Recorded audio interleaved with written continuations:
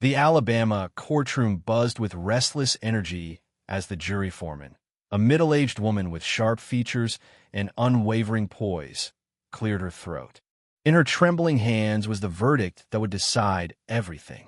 Across the room, Naomi Keller, a composed black woman in her early 40s, sat at the defendant's table, her gaze fixed forward, unwavering. She wore a tailored gray suit that clung to her wiry frame, her expression a practiced mask of calm.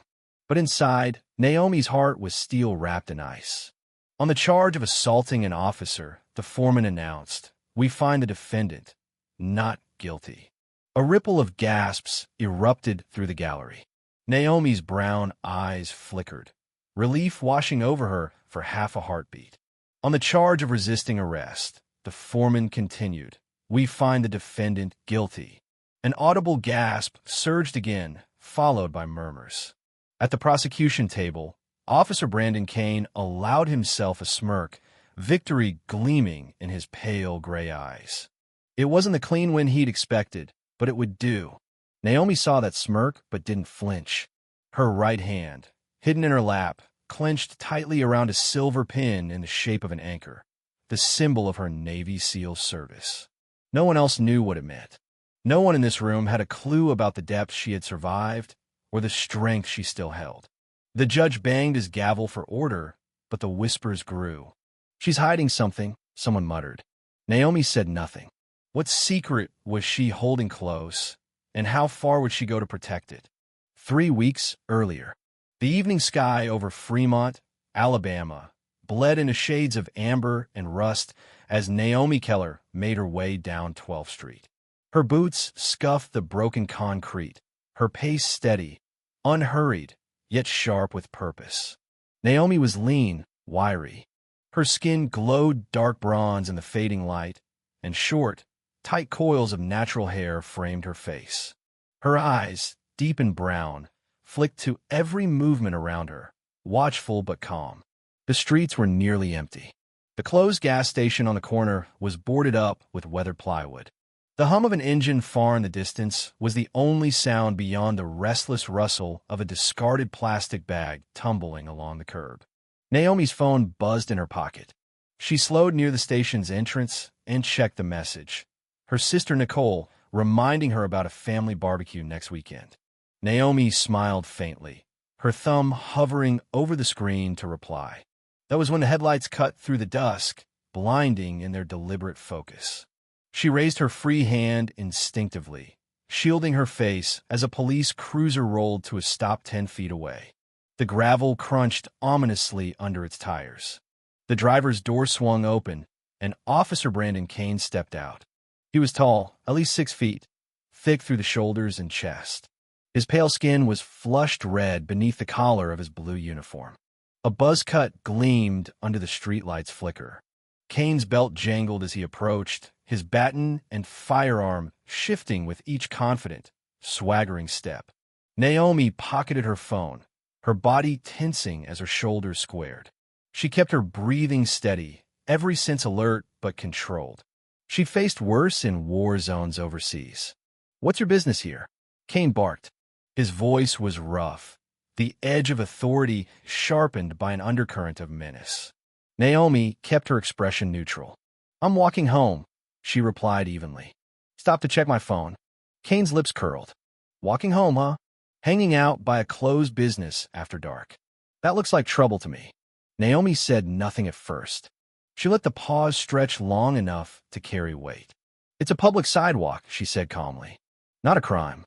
Kane's sneer darkened. He took another step forward, and his hand dropped near his baton. "I'll decide what's a crime," he said flatly. "Let's see some ID." Naomi's pulse quickened, but she kept her tone steady. "Why do you need it?" "I'm not doing anything illegal." The spark in Kane's eyes turned dangerous. He stepped in closer. "You don't get to ask why, girl," he snarled, the last word a slur thinly disguised in tone. "ID. Now." Naomi's fingers twitched at her side. She could have disarmed him in 3 moves. Broken his wrist, flipped him to the ground. But that wasn't the mission tonight. "I'd like to know your reasoning," she said quietly. Her voice remained calm, but steel threaded through it. Kane didn't answer. Instead, his thick hand shot out, gripping Naomi's left arm. His fingers squeezed tight, his nails biting into her skin. The force yanked her forward hard.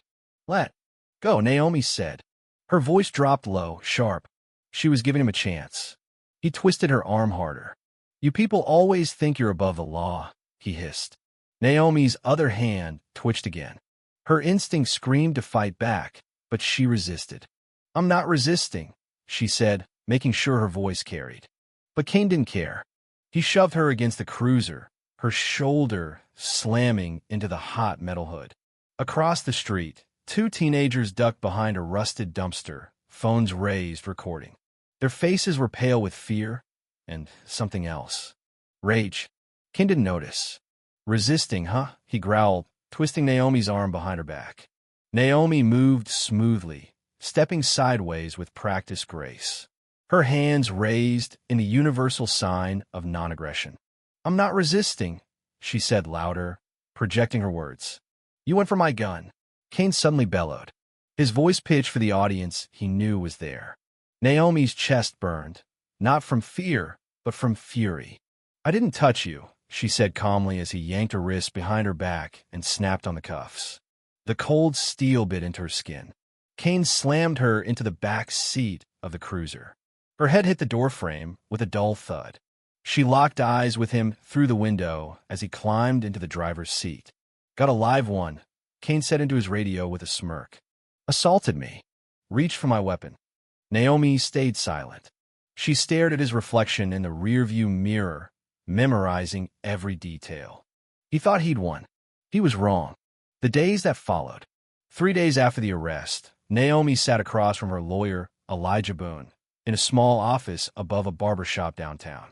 Elijah was younger than Naomi, but his sharp mind and righteous fire gave him an edge. He clicked play on a shaky phone video. Naomi watched herself in the grainy footage, her voice clear and firm. "I'm not resisting." She watched as Kane slammed her into the car, as his lies unfurled on camera. "This is it," Elijah said, his voice hushed with hope. Naomi nodded. "File it," she ordered. The complaint and video went to Internal Affairs. Within 24 hours, Kane was suspended pending investigation. But that wasn't enough. The battle wasn't over. Escalation. The next day, Naomi's landlord slapped an eviction notice on her door. Neighbors stopped looking her in the eye. The word thug was spray-painted on her car, alongside a slur that made her stomach churn. Then came the article on a notorious local blog, Dixie Dispatch. The headline screamed, "Cop attacker exposed. Threats against police revealed." An audio clip played beneath it. Naomi's voice twisted, manipulated into snarling threats she never made. Elijah confirmed what she already knew. "They're framing you," he said bluntly. Naomi didn't argue. She packed her duffel and left town. Retaliation and resistance. Naomi moved like a ghost through the Alabama backroads. But Kane was always one step behind. His allies, the Sons of Liberty, a white supremacist group operating in the shadows, torched Elijah's apartment. They beat him nearly to death and left a message carved into his chest. "She's next." Naomi struck back.